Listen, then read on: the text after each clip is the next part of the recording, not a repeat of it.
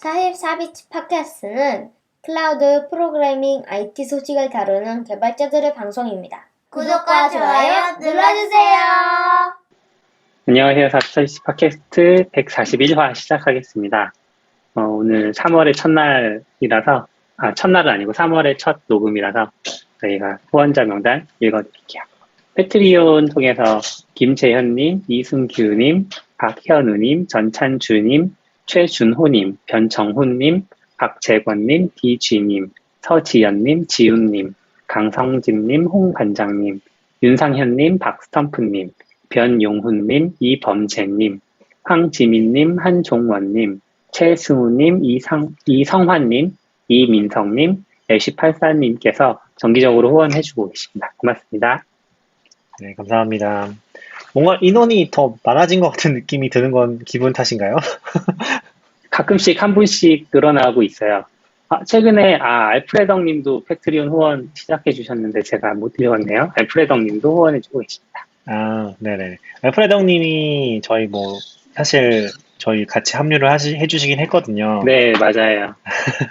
얘기하면 안 되는 건가? 아무튼 나중에 잘라주시는 걸로 하고 저희 같이 일을 하게 돼서 네, 그런 게 하나 있었고, 그리고 그때 저희가 또 예전에 방송했던 거 좀 많이 참고하셨다고 한 게 있어가지고 그거 하시면서 후원도 같이 해주신 게 아닌가 싶어가지고 잠깐 언급해봤습니다. 방송에 도움이 되셨던 거란 건가요? 네네네. 아마 예전에 그걸 거예요. 스톡옵션 관련된 이런 에피소드들? 그런 거 CP랑 저랑 너굴님이랑 같이 많이 얘기했던 게 있어가지고 네. 도움이 좀 되셨다고 하더라고요. 감사하군요. 네. 나중에 또 한번 얘기할 기회가 있으면 그런 것도 얘기해보면 좋을 것 같아요. 네. CP님 오셨네요. CP님 안녕하세요. 네. 안녕하세요. 안녕하세요. 방금 화면이 막 OBS 뜨시고 이상하던데? 제 맥북을 이제 그 USB-C 허브 연결해서 하는데 그럼 맥북을 덮거든요. 네네네. 그리고 이제 웹캠이 따로 있는데 걔를 인식 안 해요 지금. 그렇다고 맥을 펼 수도 없고. 열심히 중간에 세팅하겠습니다. 네네. 안 그래도 오늘 아무 주제가 없어가지고 지금 타임라인 얘기할까 생각 중이었거든요. 근데 CP님이 있으면 구글맵. 네. 네네, 같이 얘기할 게 많을 것 같아서 기다리고 있었습니다. 혹시 다른 작은 주제 같은 거 얘기하실 거 있으신가요? 너굴님이나 아웃사이더님? 아니요. 타임라인이 궁금합니다. 이거 누가 써주신 것 같은데? State of JS 2021? 그렇네요. 그거 썼네요. 저도 이거 보진 않았는데. 주제가 너무 딴 거 하나밖에 없어서. 네. 이거 온라인 하시는 분들은 많이 보셨을 것 같은데, 한 5년, 6년 된 것 같은데, State of JS라고 해서 자바스크립트 생태계에 대해서 설문조사를 계속하고 있거든요. 그래서 무슨 라이브러리 제일 많이 쓰고, 백엔드를 못 쓰고, 비드 툴 못 쓰고, 이런 것들. 아니면 CSS 무슨 프로퍼티 많이 도입됐고, 분야별로 해요. 관심이 있는지, 사용하는지, 만족하는지, 이렇게 그게 다르잖아요. 관심 있는데 안 쓸 수도 있고 하니까. 네. 그런 거 별로 해서 다 통계를 좀 내주고 있어서, 약간 저는 이제 매년 나오면 이렇게 한 번씩 둘러보게 되는 것 같아요. 이제 한 5, 6년치가 쌓이다 보니까, 이제, 뭐가 좀 인기 있다가 내려가는구나, 아니면, 요즘 뭐가 주목받는구나, 이런 것들을 좀 볼 수 있어서, 네. 좀 참고하고 있어서. 흥미로웠던 부분들이 있으신가요?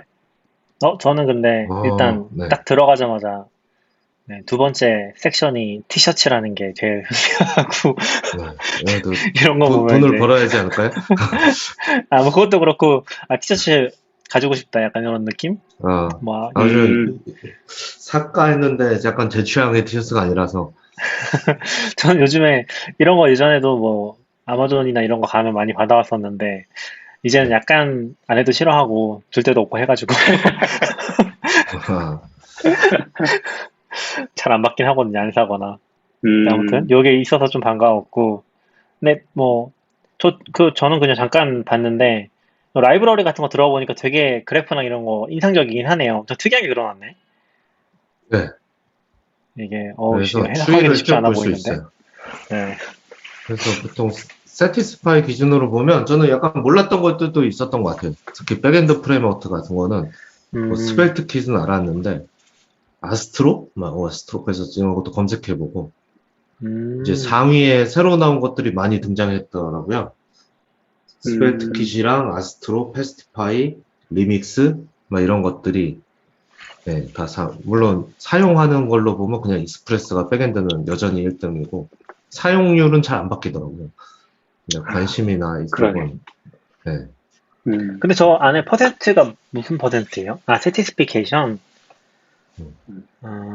응답자의 그게 단일 선택이 아니니까 그런 것 같은데 아닌가? 그러게요. 저 퍼센트의 근데 의미가 이거 위에 그렇지 선택할 않을까요? 수가 있더라고요. 세티스피케이션, 인터레스트, 유세이지, 어웨어레스 이렇게 선택할 수 있어가지고. 그게 아니라 네. 그 합산이 100%가 넘는 이유를 얘기해 주셨다는 것 같아요. 합산이. 아, 네네. 저도 그런 것 같아요. 저도 왠지 다중선택지인 것 같고. 근데 뭐 이 사용률을 보니까 이게 2020년대부터 여기도 약간 좀 지금 그런 느낌이네요. 춘추 전국시대라고 해야 되나? 약간 2019년까지는 거의 익스프레스, 넥스트.js, 개츠비 밖에 없는데 2020년에 보면 한 7개에서 2021년에는 10개 넘게 이렇게 그러네요. 그러네요. 네. 있어가지고 이게 되게 인상 깊긴 하네요. 이쪽도 뭔가 바뀔 수도 있겠네요, 판도가. 그러네요. 계속 나오더라고요. 프론트도 거의 변화 없다고 생각했는데 네. 스벨트를 생각보다 사람들이 좀 관심 가지는 거랑 솔리드? 이것도 보면서 이건 뭐야 또 이렇게 그러게 세티스피케이션의 제일 높은 게 지금 솔리드군요. 네. 근데 이거 갑자기 튀어나왔나 보네요. 2021년에. 네, 갑자기 튀어나온 것도 좀 있더라고요. 저도 이제 모카에서 테스트 쪽도 좀 더 보는데 네네. 이거 바이트에서 만든 테스트 도구인데 네, 이게 갑자기 상위권으로 튀어 올라와서 신기하긴 했어요. 특히 테스팅 도구 같은 거를 그렇게 자주 바꾸진 않는다고 좀 생각을 해서 라이브러리 같은 거에 비해서는 더 쉽게 바꿀 수 있나? 네네. 그 아웃사이더님은 모카 그 오픈소스에 참여하고 계시는 거죠? 네, 컨트리뷰터로. 네네. 그렇죠. 모카가 계속 떨어지는 듯한 모양을 보여서 항상 가슴이 이게 약간 세티스피케이션 그런 게 있는 거 아니에요? 지금 다른 거를 봐도 세티스피케이션의 순위는 되게 새 거들이 높거든요. 그러니까 새로 나온 그쵸, 툴들의 그쵸. 만족도가 굉장히 높거든요. 그러니까 약간 등장을 하면서 이제 좀 사람들을 홀리는 그런 것들이 뭐 패러다임을 제시한다든지 그런 게 좀 있지 않나 싶고 그쵸. 사용률로 보면은 사실 변화가 없거든요. 백엔드도 아까 네. 보면은 익스프레스, 넥스트.js, 개츠비, 넉스트, 네스트 이게 다 순서가 작년이랑 똑같아요. 그렇죠. 근데 밑에 새로운 것들은 되게 많아. 되게 재밌긴 하네요. 이렇게 보니까. 저도 요즘에는 막 이렇게 넓게 관심 가지는 게 힘들어가지고 제가 뭐 JS 쪽이 메인이 아니기도 하고 잘 안 보긴 하는데 그래도 가끔씩 보니까 재밌긴 하네요. 이거 한번 또 하나씩 찾아보긴 해야겠네요. 뭐 그 외에 뭔가 주목하시는 거 있나요? 아웃사이더님은 뭔가 파보고 싶은 거라든지 그런 거 혹시 있으셨나요? 보시면서? 그렇진 않고요. 아니, 너무 많이 나와서 요즘. 네. 그리고 아마 전에는 없었을 건데 이번에는 모노레포 카테고리가 아예 새로 나와서 아무래도 확실히 프론트는 모노레포를 많이 쓰고 저희 회사에서도 모노레포 얘기가 좀 나오는데 저거를 그냥 도구들을 잘 알지 못해서 그런 거 좀 봐야 되겠다 정도 생각을 하고 있어요. 그리고 이것도 트렌드로 뭔가 자리 잡는 느낌이긴 하네요. 요거는 2021년부터 나섰구나, 과거가. 네네. 네. 근데 2021년 등장했는데 도구는 되게 많아요. 그러니까요.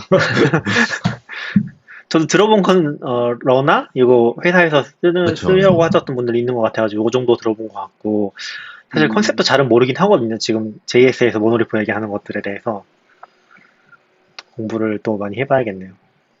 네, 배포에도 지원해줘야 돼서 좀 이거 공부를 따로 해봐야 될 것 같아요. 그래도 약간 뭐 사실 4, 5년 전에도 춘추전국시대 얘기를 했던 것 같은데 더더욱 이게 역시 생태계 커지니까 더더욱 많아지는 것 같긴 하네요, 뭐가. 자바스크립트는 항상 그랬던 것 같아요. 좀. 오히려 약간 그러니까 jQuery 이후에 jQuery 때가 제일 평화가 되게 오래 가던 시기고 지금부터는 진짜 춤추고 시계대로 계속 가고 있는 것 같아요. 지금 라이브러리에 보니까 지금도 jQuery 11%? 이건 메인 앤서? 뭐지 이게? 어떤 라이브러리를 자주 쓰냐, 그러니까 자주 쓰냐는 것 같은데 jQuery가 11% 들어가 있긴 하네요 아직도. 이건 그냥 라이브러리 기준인 것 같아요. 그러니까 뭔가 프레임워크나 이런 건 아니고. 엑시오스? 엑시오스는 뭐예요? 그거 HTTP 클라이언트인데 제일 오래되고 많이 쓰는 거. 우리 대선 사이트도 다 jQuery니까. 그렇죠. 로데시, 모멘트 이런 거 봤던 것 같고 데이트 FNS는 이거 포매팅 관련된 그런 건가요? 네, 그 날짜 관리, 날짜. 뭐, 모멘트 비슷한 3일, 거. 3일 뒤, 네, 모멘트인데, 모멘트보다 더 조금, 모멘트 뒤를 잇는 거죠. 왠지 date.js도 그런 느낌인데? 아닌가요? 그렇군요. 이거는 안 써봐서 잘 모르겠네요. 이모는 나중에 혹시, B3도 있다. D3도 뭐, jQuery랑, 임원, 네, 그쵸. 네네. 임원은 이뮤터블 해서 상태 관리해주는 그런. 객체 상태 관리 같은 거 해주는 건가 보군요. 럭슨이랑 람다도 하시나요? 람다는 왠지 느낌이 살짝 오긴 하는데. 람다는 그거 뭐죠? 그, 펑셔널 그런 걸로 알고 있어요. 럭스는 잘 모르겠네요. 그렇군요. 한번 저도 나중에 쭉 보고서 재밌는 거 있으면 같이 얘기해봐도 좋을 것 같아요. 네, 아무튼 이런 사이트가 나왔다고 하니까. 리소스에서 좀 고무적이라고 해야 되나? 그거는 이제 참고하는 사이트들이 있잖아요. 사람들이 공부하려고. 네. 거기에서 1위는 여전히 스택 오버플로우지만 2위가 MDN이 차지했네요. 그리고 좀 큰 격차로 3위가 W3 스쿨인데 다들 W3 스쿨 되게 이제 신뢰하지 마라 뭐 이런 얘기 많이 하잖아요. 확실히 좀 점점 뒤떨어지고 있는 것 같아요. W3 스쿨은 약간 그게 궁금하긴 하네요. 이것도 시계열이 좀 궁금하긴 하네요. MDN이 올라가고 있는 건지 그런 게 잘 안 보이긴 해서 원래 높았던 건지 올라가고 있는 건지 그런 부분들. 그러게요. 근데 아무래도 좀 뭐 SEO도 그렇고 뭐 W3 스쿨도 검색을 했을 때 잘 걸리는 것도 있고 그런 부분에서 어쩔 수 없나 싶긴 한데 콘텐츠 면에서는 MDN이 훨씬 좋긴 하니까 계속 올라가는 것 같긴 해요. 결국에 뭐 SEO의 기본 자체가 콘텐츠다 보니까 MDN은 계속 올라갈 수밖에 없지 않을까 싶긴 한 것 같아요. W3 스쿨은 왜 이렇게 SEO를 잘하는 걸까요? 사실 MDN은 옛날부터 올라왔어야 되는데. 그쵸, 맞아요. 아마 제 생각에는 기본적으로 좀 초기에 그런 키워드들에 대해서 그러니까 구글은 되게 키워드가 중요하긴 하거든요. 글을 쓰는 것보다도 예를 들면 뭐라고 해야 될까? 뭐 div 태그라고 한다면 div 태그라는 제목을 가지고 글을 쓰는 사람들은 사실 많지 않잖아요. 뭐 없진 않지만 그러다 보니까 이제 레퍼런스성 글들이 많이 올라갔던 것 같은데 초기에 차지하면서 그게 계속 갔던 것 같아요. 느낌상. 그 구글 보면 여전히 문제가 많은 게 한국 기준으로도 나무위키 같은 게 계속 위에 있잖아요. 근데 사실 콘텐츠적으로 보면 이거는 걸러서 차단해줘야 되지 않나 싶을 문서들이 많아가지고 되게 사람들이 참여하는 건 이해하지만 그리고 위키백과도 사실 같은 방향에서는 문제가 있는 거고 뭐 MDN이나 공식 문서 더 좋아하시는 분들은 그런 면에서는 뭐 구글을 되게 싫어하실 수 있을 것 같기는 해요. 근데 구글도 요즘 SEO도 구글 자체가 별로가 됐잖아요, 이제. 그쵸. 저 약간 느낀 것 같아요. 한국이 기술력이 더 좋았구나. 예, 요즘에 구글에서 한국 콘텐츠도 이제 검색 많이 되잖아요. 같은 동일 성상에서 경쟁하다 보니까 요즘 구글 검색하면 광고가 진짜 많이 나와요. 네이버 예전 이야기처럼. 그리고 실제로 그것 때문에 미국에서도 구글, 그러니까 뭐 광고 이야기 아니라 검색 퀄리티가 너무 떨어진다? 그런 이야기 진짜 많이. 저도 뭐 자전거나 뭐 특정 만약 드론이라고 치면 뭐 그런 거 치잖아요? 구글 검색의 첫 페이지에 막 옥션 다 나와 막 이런 것만 나와요. 옛날에는 정보가 나왔는데. 근데 저는 그게 제 개인적인 생각은 일단 약간 블로그로 돈 벌려는 사람들이 그 침투한 게 하나가 있고, 두 번째로는 컨텐츠가 없어서 그런 것 같긴 해요. 약간 좋은 컨텐츠가 없는 거죠. 드론했을 때 보여줄 만한 좋은 컨텐츠가 한국어로 없는 거죠. 아니요, 있어요. 그래서 요즘에 저도 막 클리안 검색할 때 무조건 사이트 클리안 넣고 검색하거든요. 아, 그런 건 좋은 것 같아요. 근데 그게 아마 게시판이나 이런 애들은 SEO가 그렇게 잘 돼 있지 않아서 위로 가기 좀 힘든 것 같고, 그래서 나무위키 같은 게 엄청 걸리는 것 같고, 그런 생각은 좀 들어요. 그래서 최근에 그거잖아요. 최근에 그 해커뉴스에서 엄청 화제됐던 게 저 자세히 안 읽어보긴 했는데, 구글이 망해가고 있다고 쓰면서 이제 자기는 무조건 레딧으로 검색한다고, 이제 아, 맞아요. 레딧이 저 진짜 검색 엔진이 되고 있다. 약간 그런 거. 음, 그런 것도 저는 되게 신선하긴 했어요. 아니요. 저 레딧을 그래요? 안 쓰니까. 저는 그거 보면서, 아, 역시 인터넷 강국은 한국이구나. 예전에 한국이 네이버 약간 그런 카페. 거 먼저 겪은 느낌이잖아요. 아, 그쵸, 그쵸. 네이버 카페에서 검색하고 막 그랬어. 근데 지금도 음, 그래요. 저도 지금도 그런 거 많이 느끼는 게, 지금 운전도 좀 시작하고, 그리고 집 인테리어 하면서 많이 알아보면서 느낀 건데, 그 항상 검색을 할 때 네이버 가서 뷰에 필터링 카페로 해서 검색하거든요. 진짜 그렇게 많이 쓰는 것 같아요. 구글을 진짜 아, 좋아하는데, 구글엔 아무것도 없어. 그런 종류의 정보 같은 경우는. 그러다 음. 보니까 네이버로 진짜 검색 많이 하는 것 같아요, 요즘에. 그런 정보 때문에. 그리고 네이버 카페가 되게 악랄한 게, 악랄하다고 해야 되나? 이 레딧이랑은 좀 다른데, 검색을 하면은 공개된 글들이 많잖아요. 그러니까 검색 경로로만 들어갈 수 있는 글들이 많잖아요. 진짜 완전 비공개한 거 외에는 카페 글들이 노출이 되니까, 그런 맞아요. 식으로 가입 안 된 상태에서 좀 보고, 뭐 필요하면 가입하고 그렇게 되는 것 같아요. 그거 모르는 그거, 분들도 많더라고요. 그러니까 진짜요? 커뮤니티에 네이버 카페 기본이 검색에 노출되는 게 기본이거든요. 맞아요. 예. 근데 이제 아까 말하신 대로 그게 다른 애들이 긁어가면 그냥 들어가면 그 링크로 못 들어가는데 그 링크의 제목을 정확하게 알면 제목을 네이버 카페 검색에 그대로 치면 들어갈 수 있어. 맞아요. 그게 리퍼럴로 하는 건지 뭘로 하는 건지 정확하지는 모르겠는데 리퍼럴은 아니었던 것 같고. 저도 뭐 까보진 않았는데, 그거 실제로 재현하게 들어가는 방법이 있는 것 같긴 하더라고요. 뭐 그렇게 맞아요. 예전에 좀 돌기도 했었고, 맞고 돌고 그러는 것 같은데, 음, 근데 사용하는 네이버가, 입장에서 알기가 어려우니까, 이거 읽어봐 라고 던져주게 되는 것 같긴 해요. 맞아요, 맞아요. 네. 그런 거는. 그래서 사실 의식적으로 하시는 분들은 아예 비공개 걸고서 그 카페만 노출되도록 그 검색 걸리는 옵션이 따로 있었던 것 같아요. 카페 글 쓸 때. 그런 식으로 하는 것 같더라고요. 그러면 이제 안 걸리니까.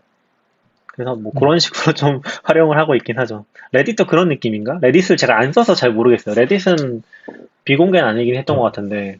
저는 레딧은 좀 적응하기 좀 글을 보기가 어렵더라고요. 네, 좀. 근데 그래도 그 글 쓰신 분이 그 내용에 넣었던 건가? 정확히 기억은 안 나는데, 레딧은 진짜 꾸준히 상승하고 있었거든요. 구글 트렌드로 봤던 건가? 그런데 레딧은 계속 올라가고 있어요, 트래픽이. 다른 뭐 구글도 그렇고, 구글은 워낙 높았으니까 사실 그냥 왔다 갔다 하는 것 같은데, 레딧은 진짜 계속 상승하고 있고, 이번에 상장도 했나? 아니면 한다고 했나? 그런 얘기 나왔던 것 같고, 5월에 의외로 하나 뭔가, 본데? 3월에 하나. 이번 달인가, 그럼? 이번 달이네요. 그래서 저는 의외로 레딧이 뭐 잘 될까 했는데, 작년에 막 밈 주식 터지면서 또 엄청 화제되고 올해 막 상장 얘기까지 나오는 거 보니까 진짜 신기했던 것 같긴 해요. 레딧이 상장하는군요. 진짜 롱런 해서 키워온 느낌이 살짝 있잖아요. 그쵸. 레딧 진짜 오래되지 않았어요? 얘도 뭐 한 10년 넘게 됐을 것 오래됐죠. 같은데. 10년 넘었죠. 약간 네. 이거의 가치를 잘 모르다가 저는 약간 그게 있었거든요. 예전에 앱 혼자 개발하면 한국은 네이버 카페 홍보하면 진짜 잘 돼요. 다운로드 진짜 높은데 일본이랑 미국에서 홍보하고 싶은데 얘네들이 이런 데가 없는 거예요. 그래가지고 그 뭐죠? 일본은 투 채널이라 그러고 미국에도 그렇게 그게 레딧이었나? 트랙리스트? 아니 트랙리스트 말고 그런 DC 인사이드 비슷한 느낌의 미국에도 뭐가 있었는데 예전에. 포첸. 네? 약간 포첸. 극우 사이트 네, 아니에요? 그거 모르겠어요. 사이트. 아니 레딧이었나 봐요 그러면. 막 그런데 홍보하고 싶은데 없더라고요 의외로 다른 나라는.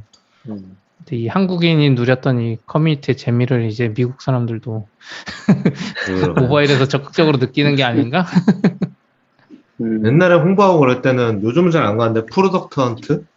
뭐 커뮤니티랑은 좀 그치. 다르긴 하지만 전 저도 레딧 당장은 레딧을 사야 되겠다. 구조를 잘은 모르는데 그 레딧도 그런 게 있었던 것 같아요. 그러니까 보는 게 제한이 있는지는 잘 모르겠고 제가 깊게 안 써봐가지고 근데 쓰거나 그 관리하는 거에 대한 제약은 다 따로 걸리는 걸로 알고 있거든요. 글 쓰고 싶어도 토픽에서 마음대로 쓸 수 있는 게 아니라 뭐 어떤 기준을 충족해야지 글 쓸 수 있다든지 그리고 이제 내가 썼는데 막 관리자가 지워버린다든지 그런 게 있었던 것 같긴 해요. 맞아요. 약간 네이버 맞아요. 카페처럼 그 토픽별로 관리자 같은 사람이 있고. 음. 꽤 엄격했던 기억이 있어요. 맞아요. 제가 기억나는 건 그 뭐지? 약간 배틀그라운드인가? 그런 거. 그 게임방이라거든요. 개인 게임방 만들어서 이제 자랑하는 채널 같은 거 있잖아요. 그런 음. 게 좀 재밌었고 레딧에서 기억나는 거. 음, 그거 외에는 우리 시각화 할 때 거기다 홍보 음, 한참 차트킹이라는 거 만들어가지고 했던 것 같은데 그게 망했던 것 같고 잘렸잖아요. 올리면 잘리고 막 그렇잖아요. 맞아요. 그때 우리도 경험했죠. 유튜브로 뭔가 해볼 수 있을까? 누군가 하는 걸 보면서 포기. 네. 그랬었죠. 저희 구글 맵 이야기해요. 저 배고파요. 네. 인사는 많이 해주셨는데 다른 코멘트는 없군요. 네. 구글맵 얘기하시죠. 네. 뭐 소개를 먼저 해야 될 것 같은데요. 제가 얘기를 할까요? 대표님이 네네. 제가 얘기할게요. 네. 저도 잘 몰랐는데 혹시 뭐 다른 분들은 알고 계셨나요? 구글 맵이 한국에서 거의 접었었다면서요. 접은 건 아니죠. 그게 저도 정확히 기억 안 나는데 한참 그 문제 있었잖아요. 지도 반출 문제.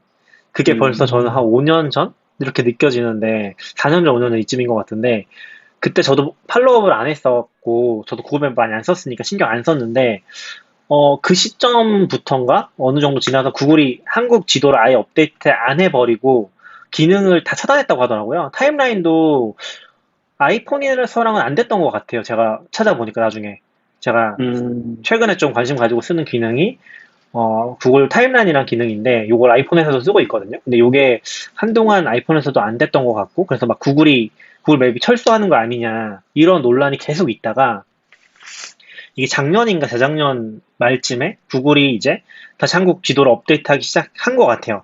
그래서 다시 서비스가 좀 활성화되고 아이폰도 타임라인이 풀려서 그걸 쓰는 사람들이 좀 생긴 것 같은데 이제 저도 지금 이런 것들을 검색하면서 느낀 거는 이거를 모르시는 분도 아직 진짜 많은 것 같고 그러니까 한번 이제 그렇게 되다 보니까 다 떠나버리고 지금은 그 되는지 안 되는지 모르시는 분도 많은 것 같고 안 쓰시는 분이 진짜 많은 것 같기는 해요. 그게 약간 첫 번째 컨텍스트인 것 같고 그래서 저는 최근에 좀 이거를 쓰고 있거든요. 구글 타임라인이라는 기능을. 정확히 이제 구글 맵이라는 거를 제가 왜 쓰기 시작했냐면은 뭐 고민을 좀 많이 했어요. 최근에 전 좀 운전을 시작하면서 지도 앱을 뭔가 써야겠다는 생각을 많이 했거든요. 기록도 하고 싶고 장소에 대한 메모도 남기고 싶고 그런 생각을 하면서 처음에 네이버 지도도 쓰고 카카오 지도도 쓰는데 각각의 장단점들이 좀 있더라고요. 뭐 네이버 지도나 카카오 지도 같은 경우는 그게 안 돼요. 제가 하고 싶었던 기능 중에 그게 있는데 그 폴더에 즐겨찾기를 하잖아요. 그리고 거기 메모를 쓸 수 있거든요. 근데 그거를 공유해서 같이 쓰는 게 안 돼요.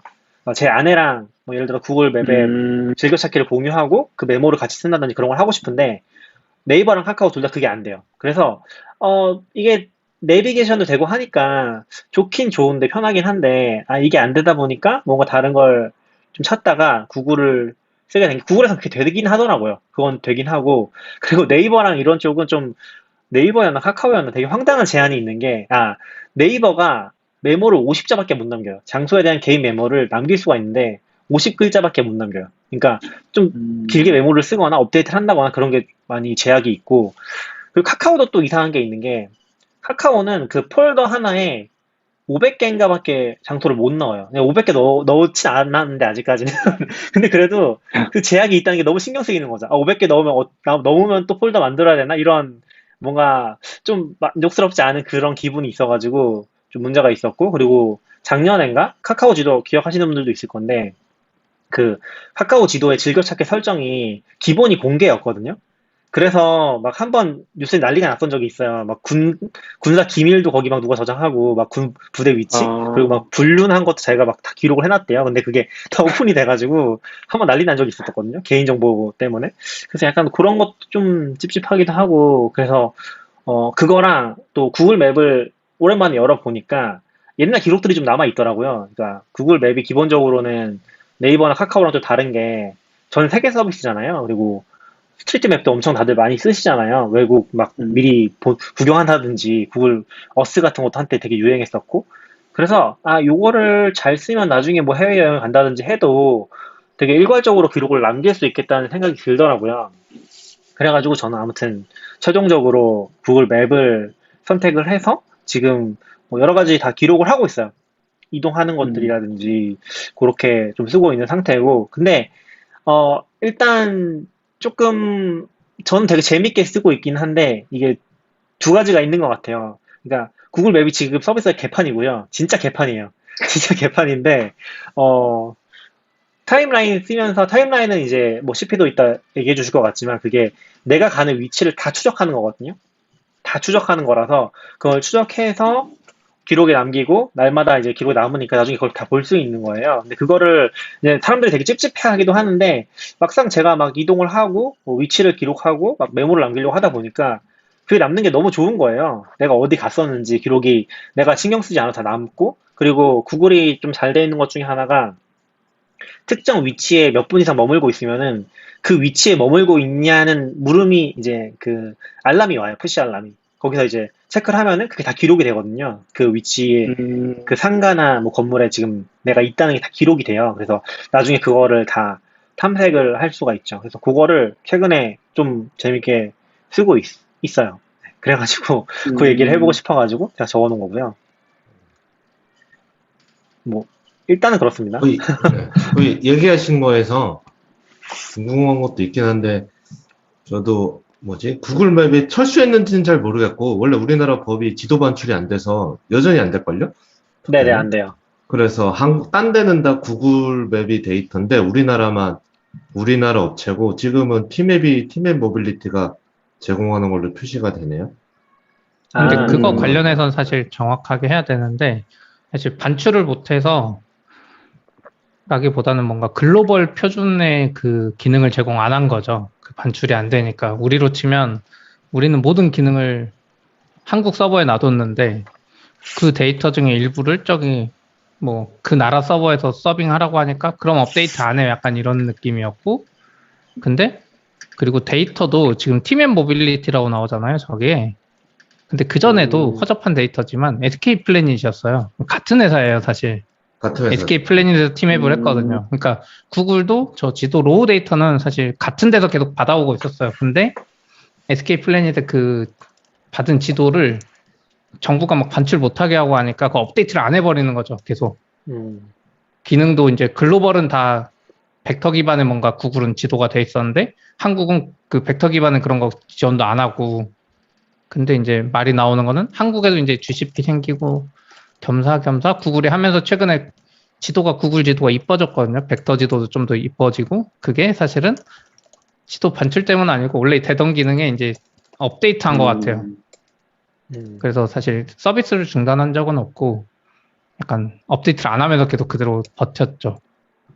맞아요. CP 말이 맞고 이게 사실상 이제 구글이 버린 거 아니냐 이런 얘기가 나왔던 게 예를 들면은 지도가 3, 4년씩 업데이트가 안 되니까 그 위성 사진 같은 게 업데이트 안 되고 그리고 지금도 위성 사진이 네이버나 카카오는 되게 확대가 잘 되잖아요. 막 여기 주차장 있는지 찾거나 그럴 때도 쓰는데 구글은 그렇게 안 돼요. 구글은 되게 뭐라고 해상도가 낮거든요.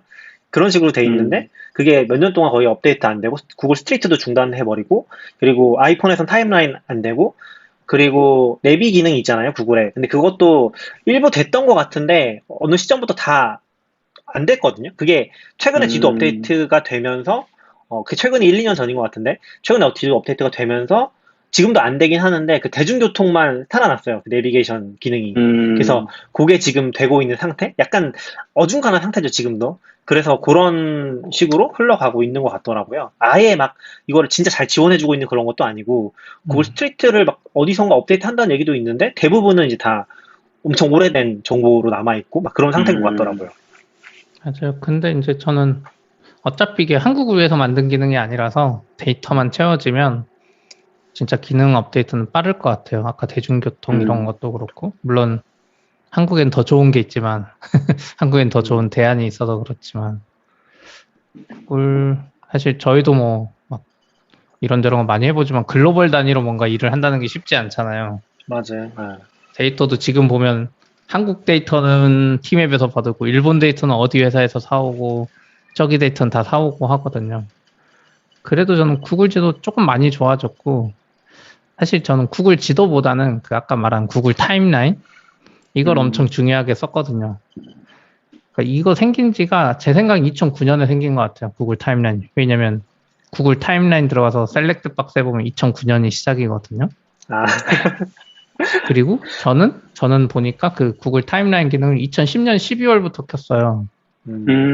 그래서 이게 저는 항상 그걸 좋아해서 일부러 켠 거예요. 아이폰 유저였으니까.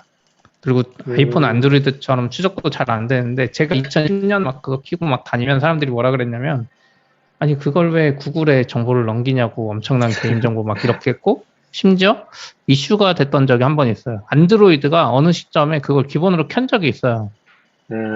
구글이. 그래서 그때 엄청 이슈가 돼서 사람들이 다 그거 차단하는 법을 막 쓰고 다녔어요. 맞아요.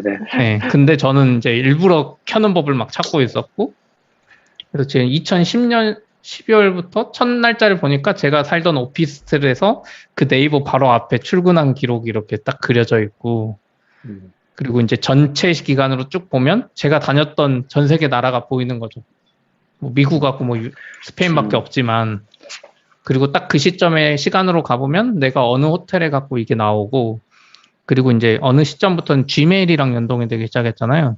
그 Gmail이 맞아요, 막 맞아요. 그 비행기 편도 알려주고 맞아요. 숙박도 알잖아요. 그래서 예전에 쌓였던 데이터지만 애가 메일이랑 딱 매칭해가지고 제가 그 근처에 갔으면 호텔 이름까지 지금 그 타임라인에 나오거든요. 그래서 지금 제가 벌써 10년 넘게 모아놨더니 정말 좋은 재밌는 데이터가 된 것 같아요. 그래서 저는 개인적으로는 이런 거 켜는 걸 엄청 선호하는데 한 번 놓친 적이 있어요. 제 안드로이드 폰으로 바꾼 적이 있는데 작년인가 재작년에 안드로이드가 그게 기본으로 꺼져 있는 거예요. 전 너무 오랜만이라 그 생각을 못했죠. 그래서 한 6개월인가 그 데이터가 로깅이 안 되는데 그게 너무 억울하더라고요. 그러니까 약간 그거예요. 그 정부 막 검찰이 조사하다 보면 너 며칠에 어디 갔고 요즘에 뭐 막 오세훈 시장 뭐 생태탕이나 뭐 대장동이나 막 이런 거 막 기록이 나오잖아요. 근데 나는 그 시점에 내가 어디 있었는지 알 수 있어요. 기억이 나지 않는다가 아니라 정확히 뭐 어디 가서 뭘 했고 저도 방금 찾아보니까 신혼여행 갔을 때 뭐 스페인 갔다가 신혼여행 돌아오자마자 처갓집에 갔네 이 기록이 있더라고요. 지도상에. 그 지워진 6개월 빼고. 네, 지워진 6개월 빼고. 그래서 나중에 제가 막 60, 70이 되면 그때는 시대가 바뀌어서 이거 가지고 막 구글이 VR도 해줄 것 같고.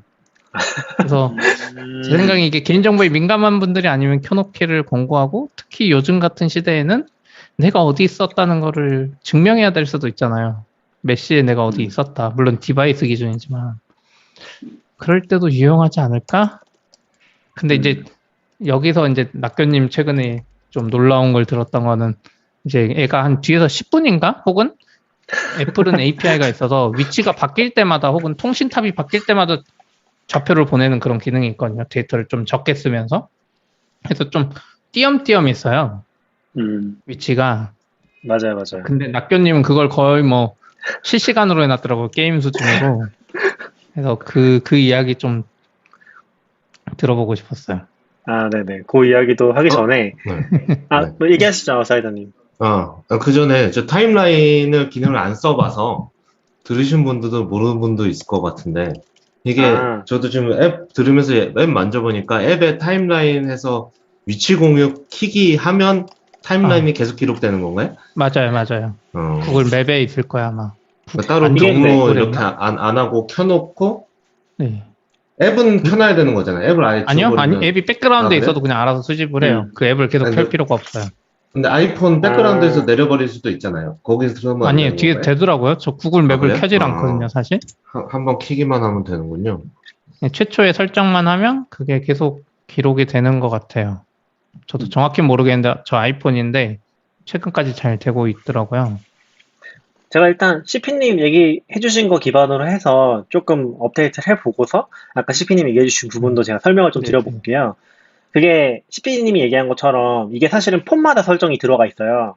그러니까 그 위치 수집을 할 때 그 아까 아웃사이더님이 지금 뭐 설정을 하면 되는 거냐고 하셨는데 그게 그거 키는 것도 있는데 설정을 어디 찾아보면은 특정 폰에서 수집을 할 거냐 그런 것들 체크하는 게 나오거든요. 내가 로그인된 기기들이 목록이 나와서 거기서 체크를 꼭 해줘야지만 그게 실제로 동작을 해요. 예를 들면 아이폰이면은 그 아이폰 앱에서만 돼요. 그래서 그 아이폰 앱에서 그 설정에 들어가가지고 그 기기를 체크해줘야지 이 수집이 실제로 시작이 되거든요. 그래서 그게 하나가 있는데 이제 CP님 얘기한 것처럼 이게 기기별로 있다 보니까 그거를 놓치면은 수집이 안 되는 거죠. 기기를 바꿨다든지 새로운 기기를 쓰면은 그게 수집이 안 되고 그리고 또 주의해야 될 점이 이게 뭐 휴대폰을 두 대를 쓰시는 분이 있어요. 뭐 아니면 아이패드를 쓴다든지 그러면서 여러 대에서 수집을 걸어 놓으면은 이게 또 개판이 되거든요. 그 지도를 보면은 완전 이상하게 막 난리가 나요. 그래서 한번 해봤는데 혹시 이게 자기네가 알아서 좀 잘 조합을 해서 잘 정리를 해줄까? 이런 생각을 가지고 해봤는데 실제로 개판이 되더라고요. 그래서 하나만 쓰시는 게 좋고 뭐 아이폰 쓰시면 아이폰만 한다든지 뭐 이제 안드로이드 쓰시면 안드로이드 메인으로 쓰시는 거에다 설정을 하시는 게 좀 좋기는 하고요. 그리고 저도 CP님 얘기처럼 그런 게 기록되는 게 너무 좋을 것 같아서 지금까지는 뭐 크게 신경 안 썼는데 뭐 저는 그게 약간 계기가 된 게 운전인 것 같긴 한데 뭐 돌아다니니까 그런 게 좀 좋을 것 같다는 생각이 들어서 시작을 했던 거고요. 그리고 조금 방금 찾아보니까 이게 아이폰에서는 몇 년 동안 안 됐던 기간이 있는 것 같긴 해요. 그래서 2017년 글인데 이걸 켜려면은 1번 유심을 넣거나 1번으로 뭐 어떻게 계정을 바꿔가지고 켜면 아이폰 된다 막 이런 글들이 있거든요. 그래서 일정 기간 동안 동작을 좀 안 했던 것 같긴 해요. CP님이 예전에부터 쓰셨다고 하니까 되다가 아, 안 됐다가 다시 풀린 것 같기는 하거든요. 저 근데 정확히 저는 계속 모르겠지만. 켜져 있었던 것 같아요. 왜냐면 그러면 제가 이제 끊긴 기간이 없어요, 2017년에. 켜져 있었을 때는 되는 그런 걸 수도 있을 것 같고, 근데 새로 활성화하는 게 안 됐던 기간이 있는 것 같아요. 그러다가 이게 2019년에 풀렸다고 하거든요. 그때부터는 이제 아이폰으로 추가로 설정하는 게 가능했던 것 같아요. 그런 히스토리가 있는 것 같고요.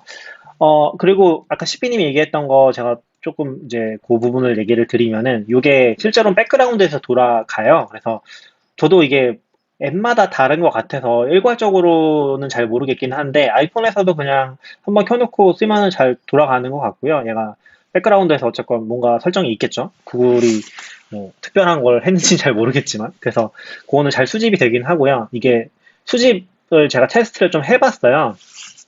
최근 아이폰도 옛날보다 빈도가 더 떨어진 걸로 알거든요. CP님 아마 초반 했을 때보다 최근에 아이폰이 그 보안 정책 같은 게 강화되면서 이게 되게 많이 빈도가 떨어진 걸로 알고 있고, 그래서 거의 그냥 백그라운드에 켜놓으면은 한 10분에서 15분에 한 번 정도 수집이 되는 것 같아요. 근데 그렇게 보면은 제가 예를 들어서 한 1시간 정도 동네 상체를 하고 오면은 점이 몇 개 안 찍혀 있는 거죠. 되게 직선으로 이제 엄청나게 먼 거리를 왔다 갔다 하기 그렇게 쭉 직선으로 찍히거든요. 특히 차로 이동하면은 뭐 거의 그런 직선들이 연속으로 돼 있으니까, 그리고 어떤 조건에 따라서 수집이 더 길어지기도 하고, 이 전력이라든지 그런 것 때문에, 그런 식으로 수집이 되다 보니까, 요거를 좀 더, 상세하게 수집할 수 없을까라는 생각이 들어가지고, 그거를 여러 가지로 좀 테스트를 해봤던 것 같아요. 그래서 뭐, 남아있는 안드로이드 폰으로도 테스트 해봤는데, 사실 안드로이드 폰도 기본으로 백그라운드 도는 거는 크게 다르지는 않더라고요. 이게 안드로이드 쪽은 앱마다 배터리 설정 같은 게 다 있거든요. 그래서 그런 거 다 켜주고, 성능 최적화로 켜주고, 그리고 지도 설정도 항상 보냄으로 켜주고 그런 거 다 해도 이게 지도 위치는 정확한데 그 뭐라고 해야지? 요 텀이라고 요 수집하는 간격이라고 해야 되나? 그거는 여전히 한 10분 정도에 한 번, 5분에서 10분 정도에 한 번인 것 같아서 안드로이드 폰을 쓴다고 요게 좀 잘 기록이 되는 건 아닌 것 같았고, 그래서 기본적으로 쓰시면 그냥 쓰시면 되는 것 같아요. 아이폰 쓰시는 분이나 뭐 안드로이드 쓰시는 분이나. 근데 이거를 더 많이 수집하고 싶다, 그러니까 점들을 더 촘촘하게 수집을 하고 싶다, 그러면은 할 수 있는 게 두 가지가 있거든요. 하나는 그 구글의 내비게이션 기능을 키는 거예요. 구글에 아까 내비게이션 기능이 있다고 했잖아요. 근데 실제로 동작은 되게 제한적이에요, 지금은. 근데 그 대중교통으로 잡아놓고 예를 들면 서울인데 부산을 그냥 잡아놓고서 그렇게 켜놓고 다니는 거예요, 그냥.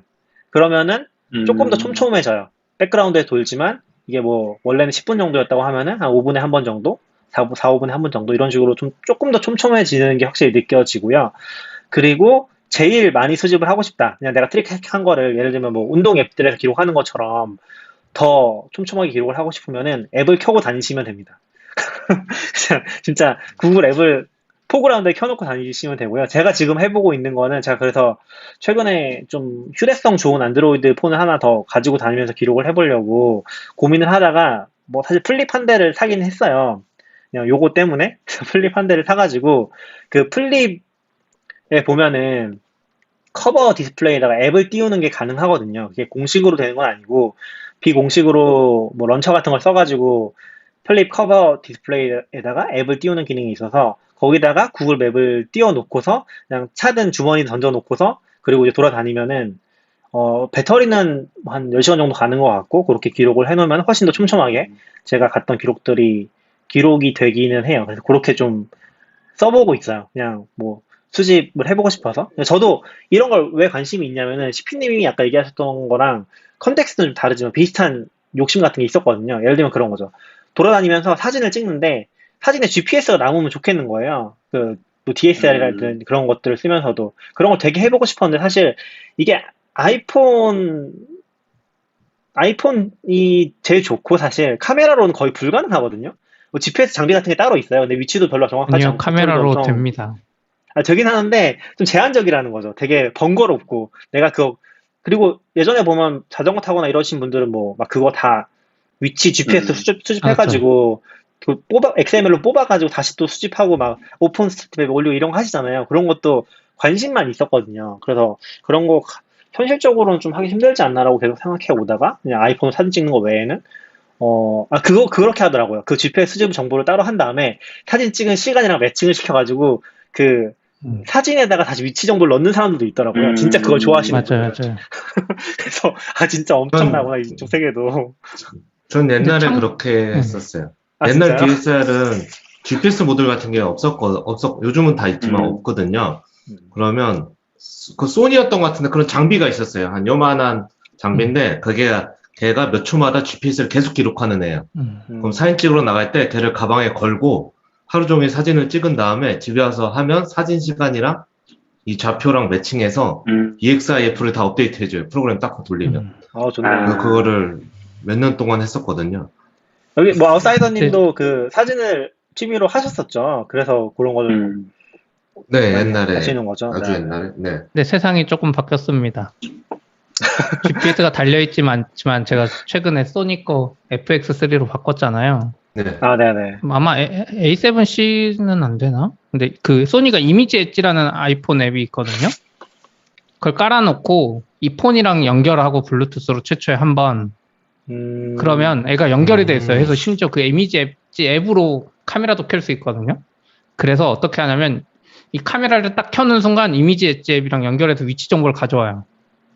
그래서 사진 찍으면 그 위치 정보가 남아있어요. 그러니까 순식간에 찍지만 않으면 켜고 한 3, 4초 있으면 위치 정보가 있어요. 카메라에. 그래서 카메라 찍으면 메타데이터에 남아있더라고요. GPS가 DSLR에 찍은 게. 좋네요. 그래서 조금 좋아졌어요. 그래서 그건 좀.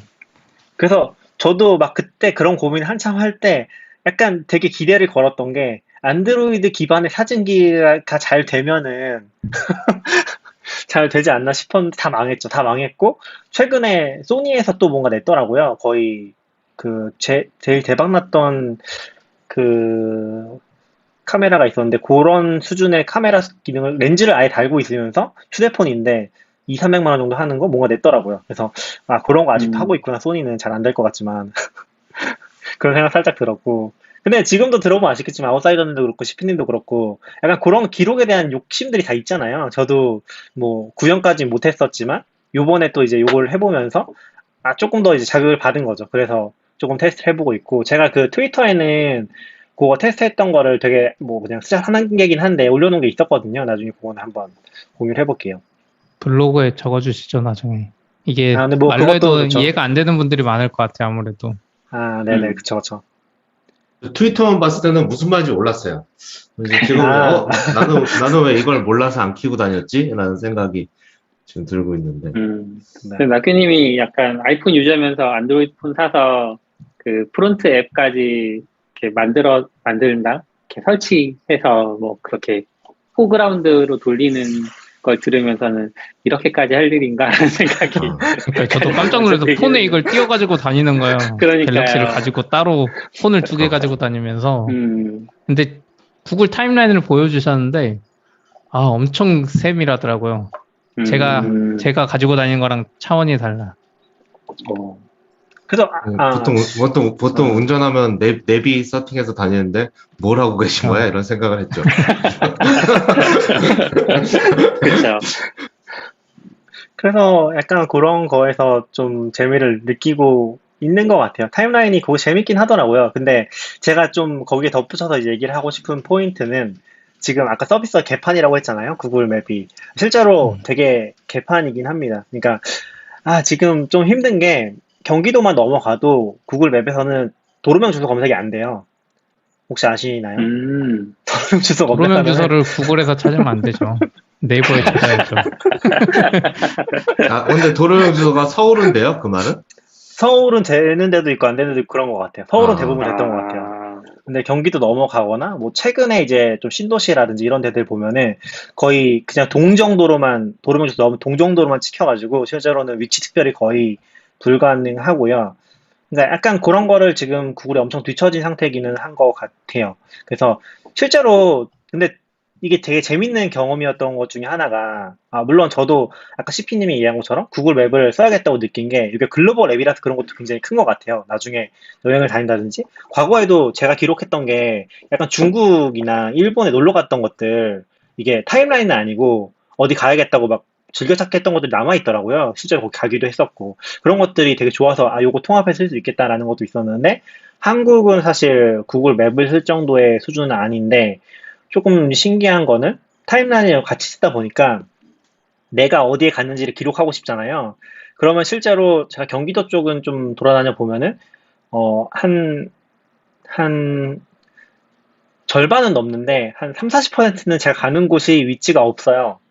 네이버나 카카오 100% 있다고 치면은 한 10군데 중에 3, 4군데는 등록이 안 돼 있는 거죠, 구글에. 근데 구글이 이거를 데이터 관리를 거의 안 하는 것 같고 이제 사용자 기반으로만 거의 운영을 하고 있는 상태인 것 같아요. 그러다 보니까 거꾸로 내가 기록을 하고 싶으면은 내가 지도를 고쳐줘야 돼요. 내가 여기 장소가 없으니까 그 장소 위치를 도로명 주소를 못 찾는다고 했잖아요. 그러면 그 좌표를 찍어줘야 되거든요. 좌표를 찍어가지고 거기다가 새로운 장소 등록해가지고 그 정보를 어디서 가져오는 게 아니죠. 네이버 지도 가서 똑같이 검색해가지고 복사에다가 넣고서 등록을 신청을 하면은 근데 구글 맵은 좀 재밌는 포인트가 등록이 돼요. 실제로. 그러니까 네이버에서는 이게 지도 앱을 쓸 때 나는 정보를 제공받는 사람이라는 느낌이 좀 강하잖아요. 나는 네이버 당연히 알려줘야지 이거는 네이버에 당연히 있어야 되고 나는 그걸 보고 가는 거지라는 느낌이 있는데 구글은 약간 내가 참여해서 고치는 게 가능한 내가 사진도 올릴 수 있고 뭐 네이버 정보를 가져온다고 했었지만 그런 게 아니더라도 내가 직접 가본 장소에 대한 정보를 업데이트할 수도 있고 그런 것들을 했을 때 반영이 되니까 그게 조금 재미가 있더라고요. 뭐 약간 체크인 앱 같은 거 써보신 분들은 그런 거 되게 좋아하시잖아요. 그런 거랑 비슷한 컨셉에서 내가 직접 참여를 하면서 이게 등록이 되고 뭔가 자꾸 뭐 쓸데없는 거긴 한데 알람을 주는 거 그리고 실제로 뭐 지역 가이드라는 것도 들어보셨을 수 있는데 그거 약간 랭킹이 아니라 레벨이 올라가거든요. 그런 게 좀 재미있긴 한데 아무런 뭔가 이득은 없다고 하더라고요. 구글만 좋은 그런 거긴 한데 그런 게 좀 부족한 상태에서도 이게 뭐 재밌다고 느껴지는 포인트가 조금 흥미로웠던 것 같아요. 저는. 코로나 그 정도, 직전에, 네. 네, 얘기하세요. 코로나 직전에 그 지역 가이드들을 각 나라별로 몇 명씩 불러다가 구글 본사에 초청한 적이 있어요. 갔다 오셨나요? 그래서 이제, 아니요. 그때 이제 지역 가이드들한테 안내 메일이 와서 지역 가이드로 어떻게 활동할 건지 앞으로는 어떤 계획이 있고, 뭐, 너를 소개하고 뭐 이런 것들을 짤막하게 유튜브 영상을 만들어서 보내달라. 그거를 심사를 해서 한국에서 몇 명, 뭐, 일본에서 몇 명 이런 식으로 자기네 미국에 데려가서 뭐 이렇게 해보겠다, 행사를 하겠다 이런 얘기들이 있어서 솔깃했다가 바빠서 뭐 잊어버리고 그랬었죠. 근데 그렇게 장소 추구하는 얘기 들으니까 거의 그 정도면 오픈 스트리트 맵 같네요. 좀 그런 느낌이 있죠. 근데 이게 근데 뭐 그 정도까지는 아니고 사실 데이터를 얻어 사기는 해요. 아까 팀앱 말한 것처럼 팀앱 데이터 사면 사실 거기 업체 정보도 조금 있거든요. 근데 저희도 뭐 업체 정보 당근에도 있지만 네이버 때도 저도 해보면 진짜 폐업이랑 이게 진짜 많아요. 관리가 문제인 것 같은 게. 그러니까 외국 보면 막 20년 된 가게 이런 것만 있으면 사실 업데이트 자주 안 해도 되잖아요. 근데 한국은 무슨 1년에도 막 몇 개씩 없어지고 사라지고 막 이래가지고 그러니까 관리가 확실히 더 힘든 것 같아요.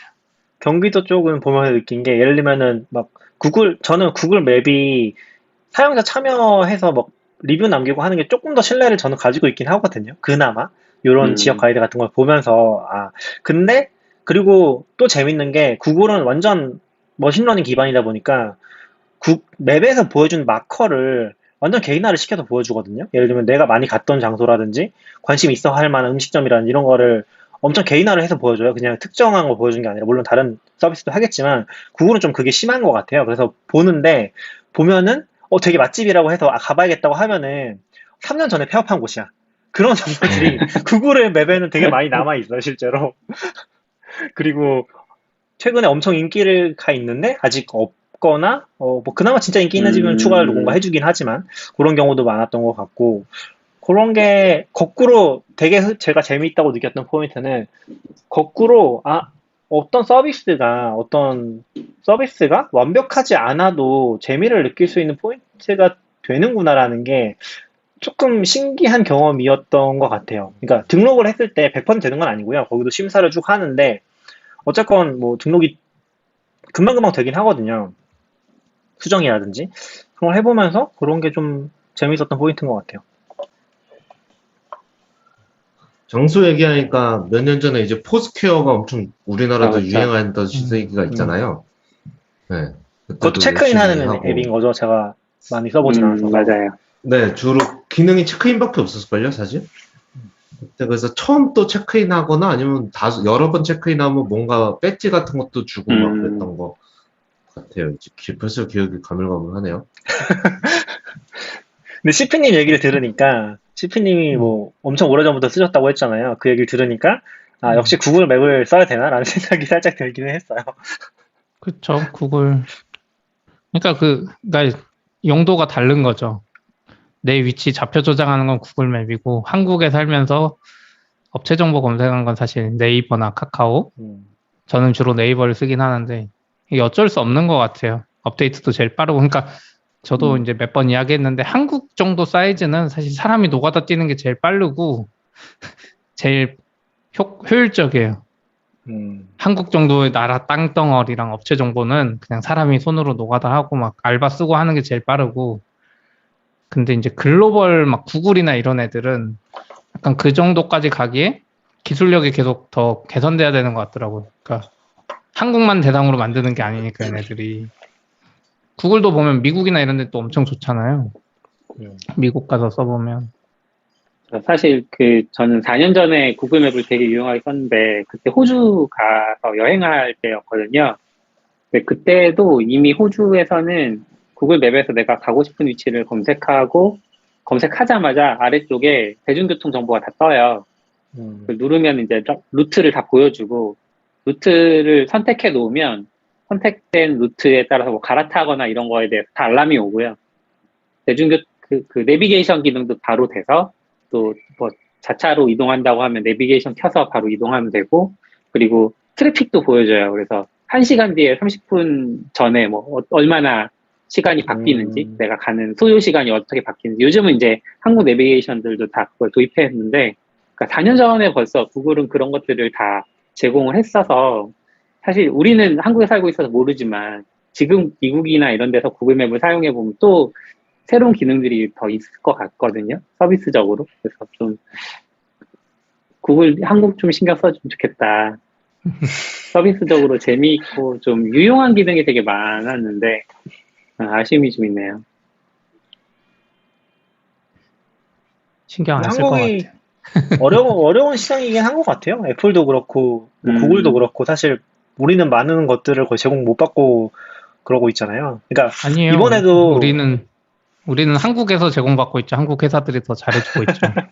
그렇죠. 뭐 그렇긴 하지만 약간 좀 아이폰 이제 뭐라고 하지? 앱등이로서 이제 얘기를 해보면 애플페이라든지 이런 거 다 통합해서 이 쓰고 차트 싶은데 시국에 포함 안 되고. 예. 그렇다고 뭐 구글에서 엄청 사랑받는 것도 아니고 그 구글의 피처폰이 아니라 구글의 그 폰이 뭐죠? 그 픽셀.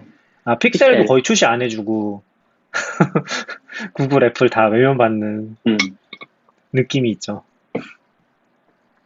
돈을 이게 더 뭐- 많이 써야 됩니다. 정말 종전선언이 되면 달라지는지 모르겠는데 네.